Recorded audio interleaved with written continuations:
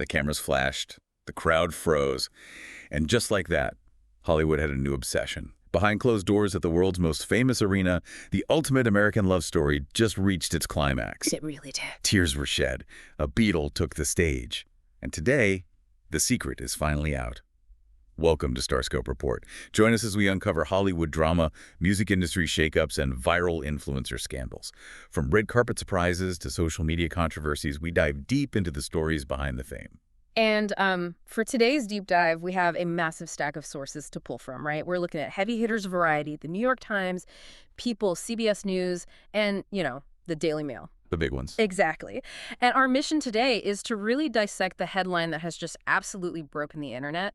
Taylor Swift and Travis Kelce's emotional wedding vows have finally been revealed. Finally. Right, but I mean, this isn't just a rundown of a celebrity wedding. We're talking about the ultimate merging of two massive American monocultures. Yeah. Like the absolute peak of global pop music and the unstoppable juggernaut of the NFL. Oh, totally. And you are going to want to hear exactly how they pull this off right under everyone's noses. Yeah. Because the sheer mechanics of keeping this a secret are, well, they're staggering. Staggering is the word. Right. So we were talking about July 3rd, 2026. They managed to completely lock down Madison Square Garden in New York City. And we just need to pause on that reality for a second, right? MSG isn't just a building. It's a 20,000-seat sports arena. Right in the middle of everything. Exactly. It's sitting directly on top of Penn Station, which is literally the busiest transit hub in the Western Hemisphere. Yeah, it's a logistical marvel. I mean, to secure a venue in that specific location, you aren't just, renting a banquet hall. Yeah. You are coordinating with NYPD, the MTA, private security firms, city planners. They had to establish this massive security perimeter right in the middle of Manhattan, shutting down streets, rerouting heavy holiday weekend traffic. Oh, the 4th of July weekend traffic. Right, and the physical arrivals were orchestrated like a covert extraction. Guests were arriving in these heavily tinted, totally blacked out SUVs. Like a spy movie. Basically. But they didn't just pull up to a curb. The vehicles drove straight through these hidden pop-up tents that were constructed over the loading docks just to get inside the building. So they ensured not a single long-lens camera could capture a clear shot. And beyond the physical perimeter, the information lockdown was equally aggressive. Everyone inside that building, from the A-list guests to the hundreds of vendors and caterers, they all had their phones securely locked away in those localized Faraday pouches. No exceptions. None.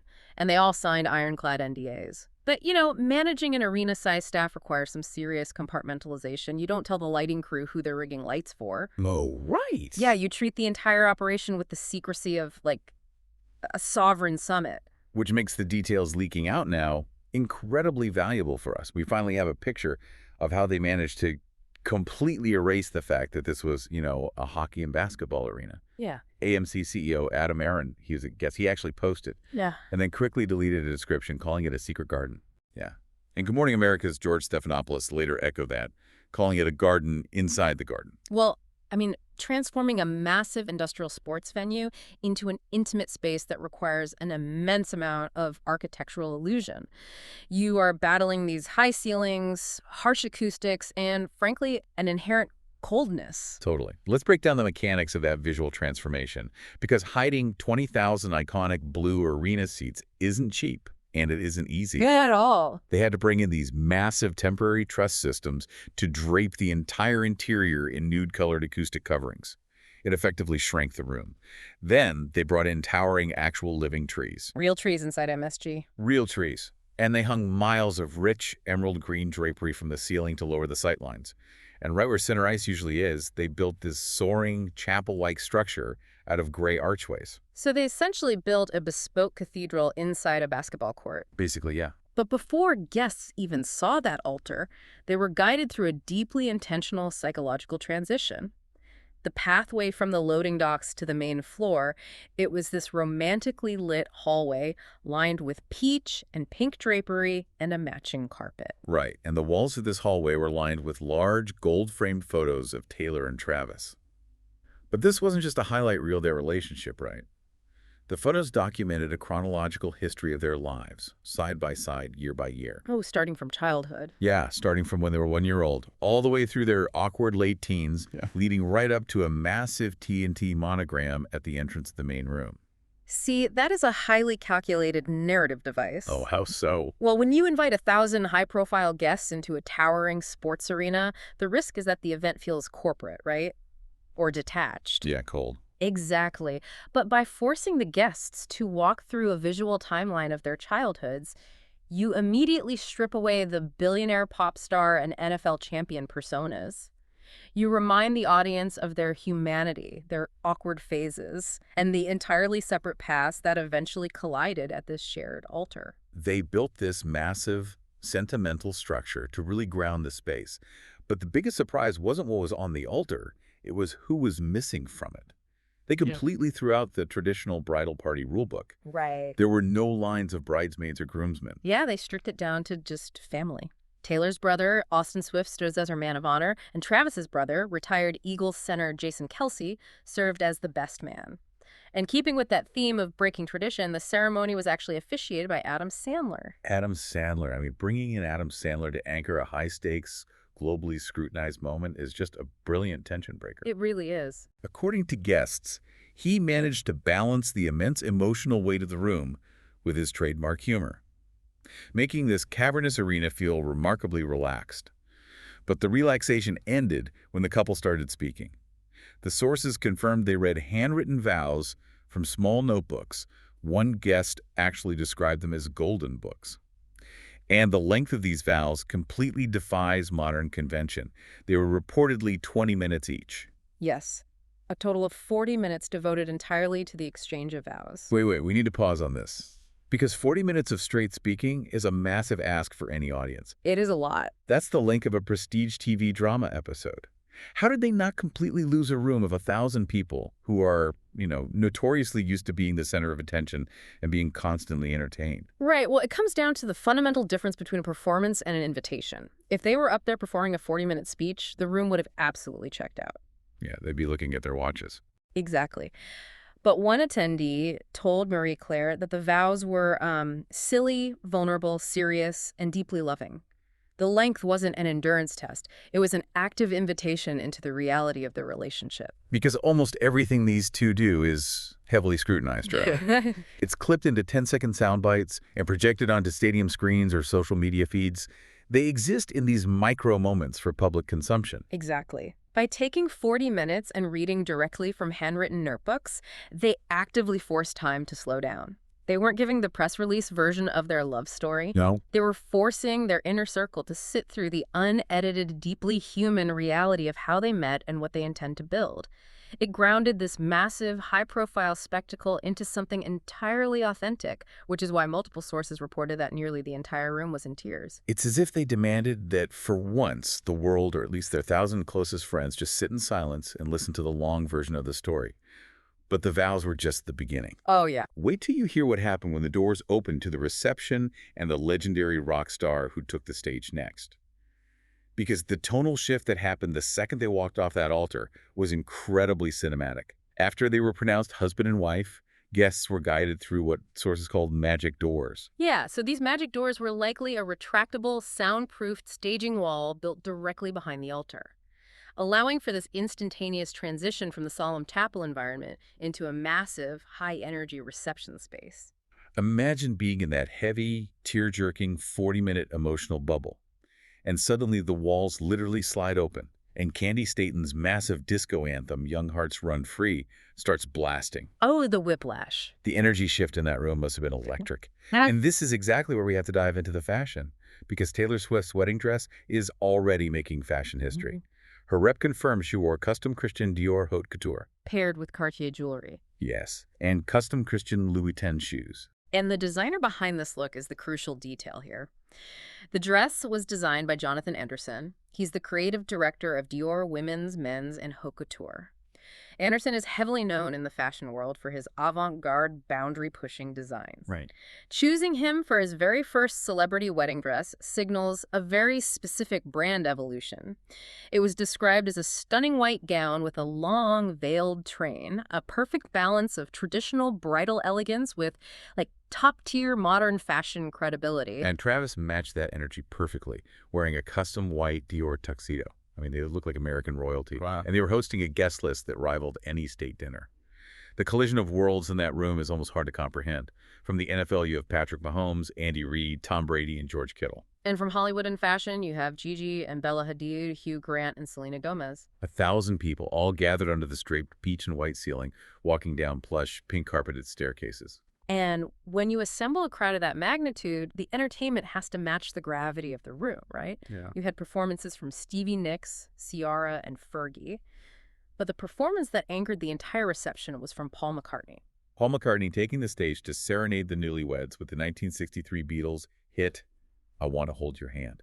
That specific song choice carries so much cultural weight. Oh, absolutely. That was the track that essentially broke the Beatles in America.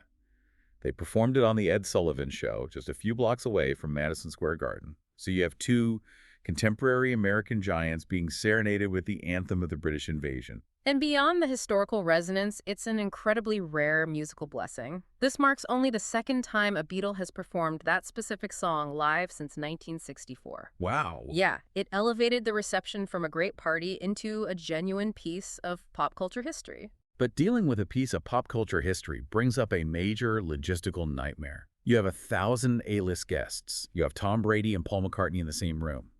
How do you physically cater an event like this without it feeling like, well, a chaotic stadium buffet? Is it caviar or stadium food? Well, the catering strategy was actually this highly calculated mix of high and low cuisine. They utilized dozens of localized food stations to prevent bottlenecks. But the specific menu items they chose to serve perfectly tell the story of their brand. Okay, I'm listening. You had high-end, premium lobster and top-tier sushi being prepared fresh, but sitting directly adjacent to that, chicken, french fries, and thick-cut onion rings. Serving thick-cut onion rings to Hugh Grant and Paul McCartney is such a deliberate choice. It completely undercuts the pretension of the room. Exactly. That menu isn't just catering, it's a physical manifestation of the Taylor and Travis brand strategy. They are hyper-successful, billionaire status icons. Yet their massive global appeal rests almost entirely on their perceived relatability. Right. She writes incredibly specific songs about everyday universal heartbreak. And he hosts a wildly popular podcast with his brother where they laugh about football and fast food. Serving fries and onion rings alongside premium lobster is a way of communicating, like, we might be at the absolute top of the world, but we are still fundamentally the same people you know. It's a perfect physical representation of their brand, making billion-dollar wealth feel like a neighborhood block party. If you're loving these Hollywood twists and insider details, make sure you're subscribed. We've got even crazier pop culture stories ahead. Definitely. And just when you think this wedding couldn't get any more dramatic, the actual sky over New York City decided to get involved. Plus, the shocking twist regarding their wedding registry, that's coming up next. So let's shift the pacing to the immediate aftermath. It is 7:22 p.m. The ceremony wraps up. And suddenly, outside Madison Square Garden, the massive pink jumbotrons facing the street flash the words, "Just and T married." And simultaneously, the Empire State Building lights up in blue. Halfway across the country, Kansas City's Union Station lights up in their honor as well. The media blackout lifts and the world realizes it's officially done. It's cinematic. But the most cinematic detail of the evening wasn't something an event coordinator could plan. Almost immediately after those jumbotrons lit up, a torrential rainstorm hit New York City, complete with heavy lightning, which was quickly followed by a massive, vibrant rainbow stretching over the Manhattan skyline. Come on. You literally cannot write a script like that.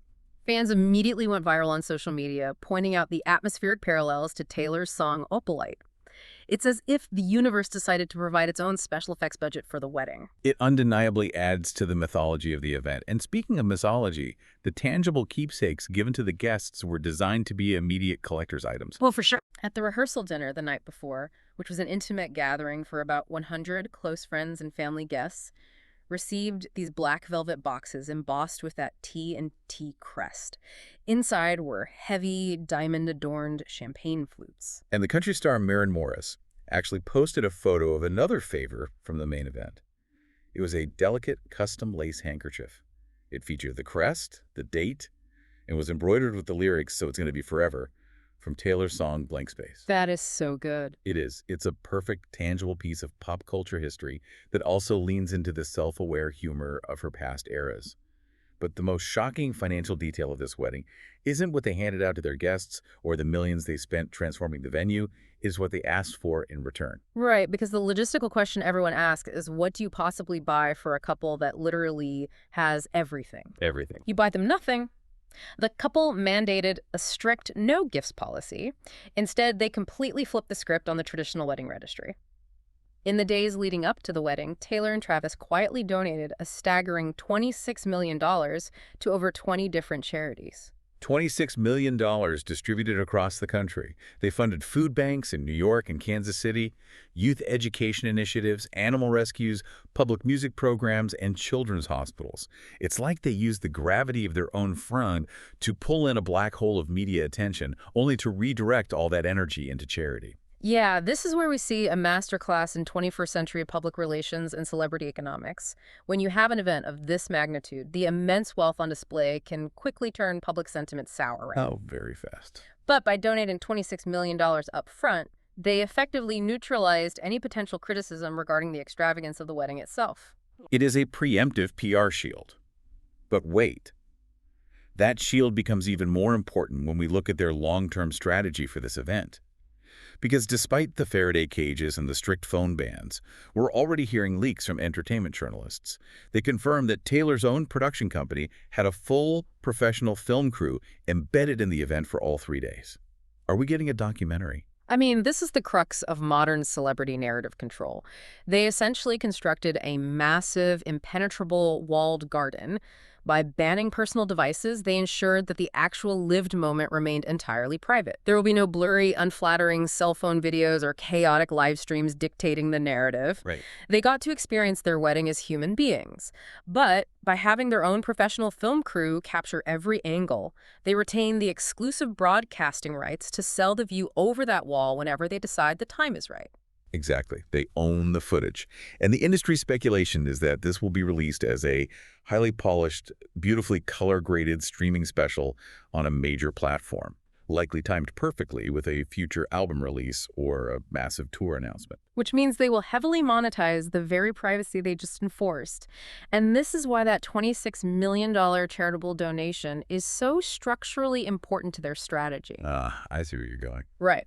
Because if a billionaire couple charges a streaming service tens of millions of dollars for the rights to their wedding footage, the public might view it as a cynical cash grab. But if that same couple has already given $26 million to children's hospitals and food banks, well, the public views the streaming special as a generous sharing of a beautiful moment.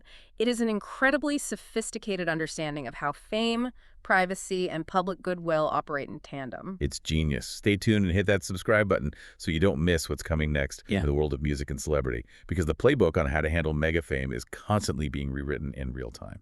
It absolutely is. And as we wrap up, consider this deeper implication.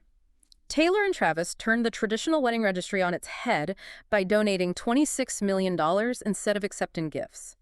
Will this become the new ultimate flex for billionaire celebrity weddings? So that's interesting. In an era where A-list stars have access to absolutely everything money can buy, perhaps the only way to truly show your status, to truly separate yourself from the pack of standard wealth, is by giving it all away on the world's biggest stage.